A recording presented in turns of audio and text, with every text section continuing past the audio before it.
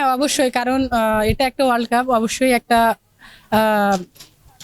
Target ভালোই হবে। কারণ তো মনে করেন যে ভালো যদি কিছু করতে চাই, সো অবশ্যই নিজেকে আরো ভালো করতে হবে।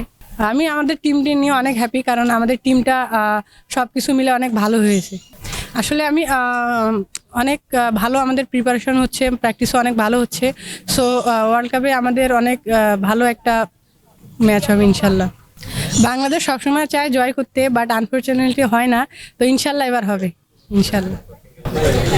অবশ্যই আমার ক্যাপ্টেন আমার কাছে আশা করে এবং আমার প্রতি ভরসা রেখেছে। আমি সবসময় চেষ্টা করবো যেন আমার ক্যাপ্টেনের সেই ভরসাটা আমি মাঠে শতভাগ দেয়া। চ্যালেঞ্জিং তো ভাইয়া সব জায়গায় চ্যালেঞ্জিং, আপনি যেখানেই খেলেন না কেন ক্রিকেট খেলাটাই আসলে চ্যালেঞ্জিং এর বিষয়।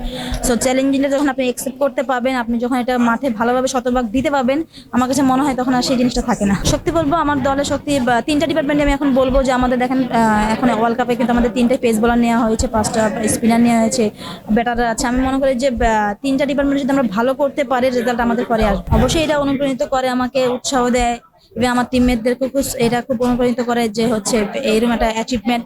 সো আমি চেষ্টা করব যেন হচ্ছে ওইখানে যে আমার যে শতভাগটা সর্বোচ্চটা দেওয়ার চেষ্টা করব। ব্যক্তিগত লক্ষ্য বলতে ভাই আমার দল যেটা আমার কাছে আশা করবে আমি সবসময় সেটা দেওয়ার চেষ্টা করবো।